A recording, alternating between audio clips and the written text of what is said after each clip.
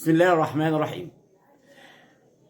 هتكلم مع حضراتكم بس في جملة او موضوع حصل امبارح واتكرر كتير. كابتن رضا عبد العال اللي كان في يوم من الايام بيلعب للنادي الاهلي، وللاسف الشديد التلاتة لعبوا في يوم من الايام للنادي الاهلي. رضا عبد العال، محمد فاروق، محمود ابو الدهب، مع الاحتفاظ بقى بالالقاب. الناس دي بقالها مدة عمال تقطع في الأهلي ولاعيبة الأهلي، وما شاء الله عايز تعمل ترند اتكلم على لعيبة الأهلي. البرنامج بتاعهم أصلا مش كلامي ولا كلام أي حد من البرامج الفاشلة، لكن لما يجي بقى أنا هنا طبعا مش في موقع أو مخول إن أنا أدافع عن حد بعينه، لكن أنا كأهلاوي أو راجل بتعامل مع السوشيال ميديا، أي حاجة أو شيء غلط لازم اتكلم عنه. طبعا كلنا اخطاء، ولكن لما تيجي بقى ان انا اتكلم عمال على بطال على اي حاجة غلط في غلط.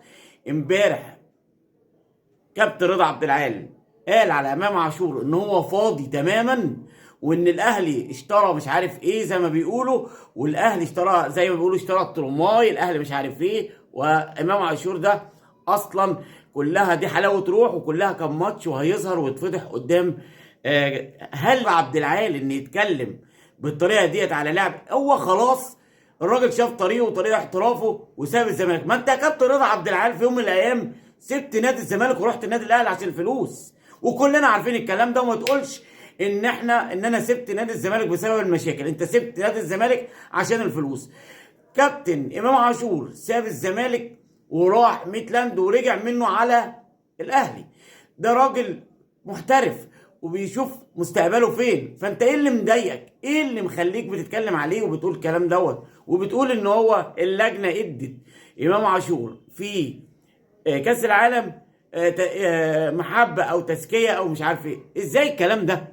ازاي وصل بيك انك انت او التفكير انك انت تتكلم الكلام ده؟ مش كلام عاقل، مش كلام راجل رياضي كروي. اتكلم في الكوره، اتكلم. كمان المصيبه واحد زي كابتن محمود ابو الدهب امبارح بيأيد كلامه وبيأيد كلام.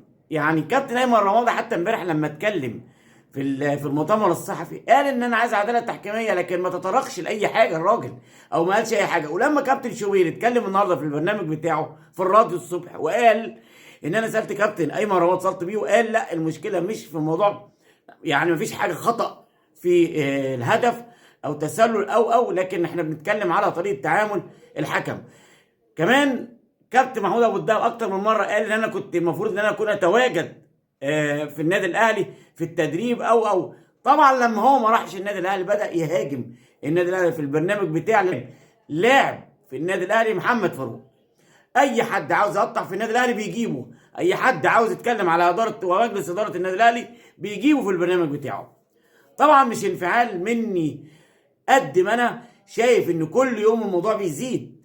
يعني انتوا ناس المفروض الناس قيمه وقامه وناس محترمه على عيني وعلى راسي، لكن الموضوع زاد عن حده. ارفعوا ايديكم عن النادي الاهلي. جماهير النادي الاهلي فاهمه وواعيه جدا اللي انتوا بتعملوه. كفايه